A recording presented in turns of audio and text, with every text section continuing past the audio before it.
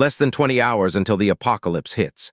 Jinhyuk's crew is racing to mount every weapon they can scavenge, and an entire night order just refused to even touch the guns. And the chapter ends with Jinhyuk asking the one question nobody wanted to hear. Aren't you afraid? Knowing not all of us may survive this.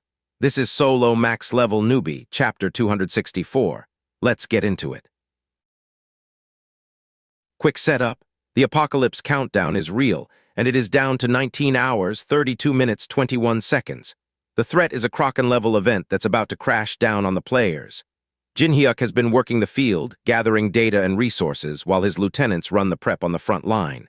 Everyone is racing to mobilize the maximum amount of firepower in time. There is no plan B. Cut to the fleet. A blonde commander reports in. Every available ship has been armed with the cannons the crew pulled off the pirate island raid earlier in the arc. She admits it openly.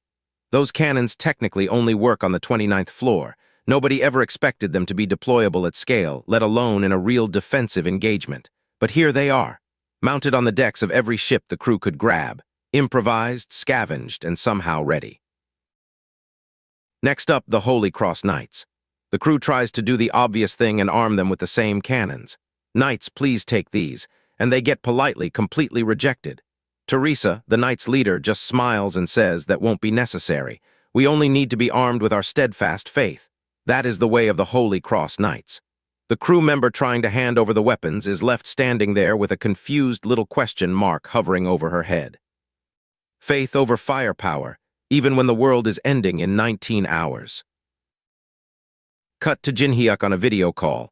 The blonde commander apologizes. Arming the Holy Cross Knights was a failure. Jinhyuk's response is 4 words. You did what you could. No yelling, no breakdown, just acceptance and move on. Because there is no time left to argue with Knights about gun policy when the Kraken is one sunrise away. Then Jinhyuk drops the actual strategy. We must mobilize as much power as possible. The data I'm sending contains various organized information about the Kraken. Please share it with the players preparing the defense. This is Jinhyuk doing the one thing only Jinhyuk can do. He's the one with the foreknowledge, the future intel, the maxed-out builds. He turns all of it into a package and distributes it across every player on the front line. So the defense isn't just him. It's everyone armed with his information. And then the moment. Teresa is on the call, listening, holding the weight of everything they're about to do. Understood, Jinhyuk, she says, and Jinhyuk pauses, looks at her, and asks the question that hits like a brick. Aren't you afraid, Teresa? Knowing not all of us may survive this. Hard cut, massive cliffhanger. This entire chapter has been planning, logistics, prep work, and the last line is a quiet acknowledgement that some of these characters are not making it out of the next chapter. Look, this is one of the most emotionally loaded chapters of the entire arc. The big apocalypse battle is set up for later, but chapter 264 is the calm before the storm, and every beat in it is small. A commander reporting in, Knights refusing weapons, a video call between leaders, and then Jinhyuk lets the mask slip for a single line. He knows the math, he knows the casualty estimates. And he's quietly asking the people closest to him whether they understand what they're walking into. For a recap, this is the kind of chapter where the audience really feels the stakes. No power-scaling debates.